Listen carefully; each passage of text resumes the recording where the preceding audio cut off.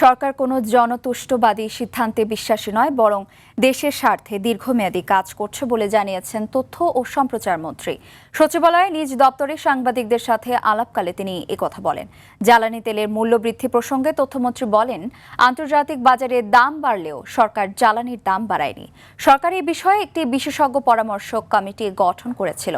মূলত সেই কমিটির সুপারিশ এবং মূল্যায়নের ভিত্তিতেই জ্বালানির দাম সমন্বয় করা হয়েছে। পেশাদার দায়িত্ব পালনে মূলধারার গণমাধ্যমকে বাধা দিলে জিরো টলারেন্স গ্রহণ করা হবে বলেও জানান তথ্যমন্ত্রী। মূলধারার সকল গণমাধ্যমের পেশাগত দায়িত্ব পালনের ব্যাপারে সরকার সর্বোচ্চ সহযোগিতা অবলম্বন করবে।